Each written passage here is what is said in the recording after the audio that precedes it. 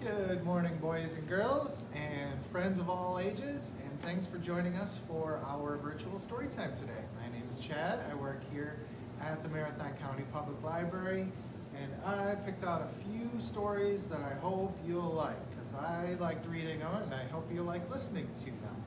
Our first story today is called Gorilla Garage. So let's get right into it, shall we? Papa and I took the car for a ride.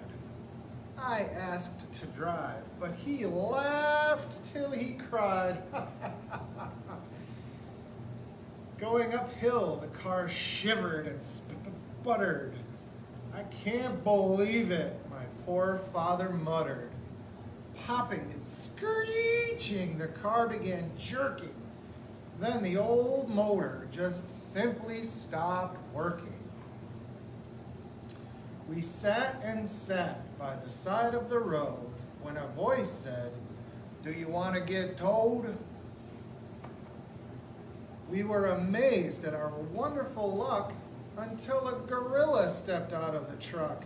Husky and hairy and 7 feet tall, he said, "I'm just coming back from a call. See, it's my job to help monkeys who stall.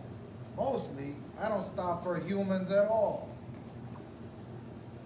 With giant arms and a casual look, he hung our car on a huge metal hook. "Hurry up, hop in and hang on," he cried. Papa looked small as they sat side by side. Soon we arrived. Did I really read right? Gorilla Garage blinked in pink neon light. "Hey," yelled our friend to another gorilla. "Stalled on Route 90. That hill is a killer." Two more gorillas appeared, big and gray, picked up our car and just lugged it away. Then we met 3 quite polite chimpanzees. Bowing, they said, "Won't you come with us, please? Just wait inside while your car's on the rack. Sit, read a magazine, have a nice snack." They set us down in a room painted green, hot like a jungle, but comfy and clean, with an electric banana machine. I've never seen bananas in a vending machine. Suddenly, in through the door burst an ape, wearing a top hat, a tie, and a cape. "Please," said the ape in a voice deep and strong, "where is my limousine? What has gone wrong? You know that movie stars never wait long. Please, sir, remember that I am a Kong." Just like King Kong. While the big ape was still making a scene, I snuck away from my father unseen, out to the place where they sell gasoline. That's where I found an orangutan crew, pumping the gas as orangutans do, wiping a windshield with their hands and feet too. Next came a pair of baboons in a van. One hollered, "Fill her up fast if you can. Breakfast was bagels in North Baltimore, and we'll be driving for 12 hours more. Look at my bottom, it really is sore." Back in the garage, I heard noises inside. That's when I tiptoed, I peeked, and I spied. There was our car in the air for repair. Maybe they'd catch me, but I didn't care. Shining a flashlight and waving a wrench, one gray gorilla was up on a bench. Squirt went the grease, and the motor was humming. "Wait," said a monkey, "the human is coming." Everyone stared, and I started to panic as I was grabbed by a hairy mechanic. Gently, he put me right down at the wheel of our now fully fixed automobile. "Drive," the gorilla said, and without fear, I threw the car into 4th or 5th gear. Vroom went the engine. Excuse me. All ready for riding. Papa ran out screaming, "Where were you hiding? Now you slide over," my dad said to me. We haven't time for this tomfoolery. Then the gorilla just patted my head, looked at my papa, and here's what he said. Mister, the fixing was rather extensive. Not only that, it was really expensive. But if your son can remain at the wheel, everything's free. And he winked. It's a deal? This couldn't be. Had I really heard right? Would I be driving our car home tonight? I looked at Papa, who just about cried. All of us waited to watch him decide. Then he slouched down, buckled up, and he sighed. Closed both of his eyes and said, okay, let's ride. And the son is driving the car. How about that? You're going to have to be much older before you get to drive a car. Unless a gorilla says you have to. Maybe then you can drive a car. Our next story today is called From Tree to Sea. Last week was Earth Day, where we celebrate the earth and all the things in the environment that we love to look at and all the things that are important to us. So I thought I would read this one, From Tree to Sea. Earth shows me many things. Trees show me how to stand tall. Even when the wind tries to blow me down, I dance with the breeze. I do not fall. Stones show me how to be strong. If I am kicked around sometimes, like a rock in the road, I just roll along. Oceans show me how to travel far and wide. I see all there is to see, but I always return with a friendly wave. The sun shows me that brightness brings warmth to others. I smile and shine when things look dim.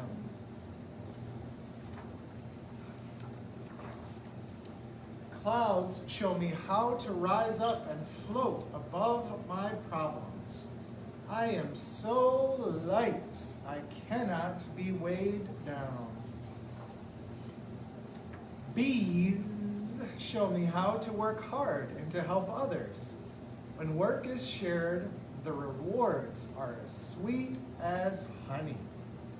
And honey's pretty sweet. A baby bird shows me how not to be afraid, to spread my wings and fly. I'll never find out how high I can soar unless I try. Soil shows me how to support those around me. Do you know what soil is? It's another name for dirt. Soil shows me how to support those around me. I care for tiny seeds until their roots are strong and their leaves reach for the sky. Good things can grow from me. What are some good things growing here? We've got some tomatoes, we have some flowers, there's butterflies, there's even some worms in the soil. Cats show me how to be curious. I playfully explore the world around me. I study, I ponder, I learn. Whales show me the wonder of big things and small things. I dream big dreams, yet I can only take small strokes, one at a time, to make them come true. The moon shows me that even when I change, I am still me. Sometimes it's round and pearly, sometimes only a sliver, but the moon is still the moon no matter what. And I am always me, no matter what. What can the whale, the stars, the flower, or the mountain show you? What do you think they can show you? Well, from dirt to cloud, from sun to moon, from tree to sea, There is a wide and wonderful world out there waiting. Just open your eyes and you will find it. So maybe you can't go to the sea right now, or even like to a restaurant or some places like that. But there's a lot of stuff out there in the world that if you just even step outside the house or your apartment, and just kind of look all around you, there's all sorts of fun stuff you can see out there if you just pay attention to the little things and the big things too. Our last story today is called I Go Quiet. For you parents out there, and even for the kids, there's some really beautiful artwork in here, some really nice drawings. So this would be a good one to check out sometime so you can really look close at all of the detail. So it's called I Go Quiet. Make sure I have the right starting page. Sometimes I go quiet. When I speak, I'm not understood, so I go quiet.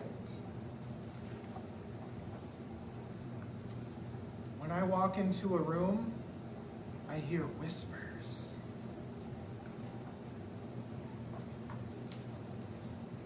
Sometimes I feel like a rock in a rattle, yet I make no sound.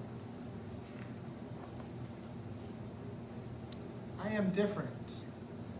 I am the note that's not in tune. I go mousy, I go gray. Sometimes I move away from other voices. I sing silence as loud as I can. I sink into a slow moving smog. I don't always listen. My thoughts wander to other things. I would leave if I could fly. From time to time, I imagine where I'd like to be. I shed my black velvet cape and I soar like a shiny raven. Sometimes when I read, I go quiet. It's nice to have quiet when you read. When I read, I know there are languages that I will speak. When I read, I know there is a world beneath my branches. There are the branches, and there's the world down below. When I read, I feel that every living thing is part of me.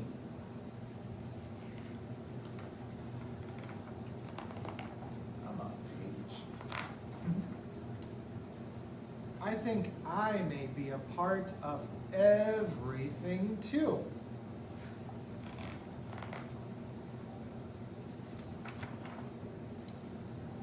I am not so different, and I am not small. When I am heard, I will build cities with my words. They will not be quiet. Yes, sometimes I go quiet. But someday I will make a shimmering noise.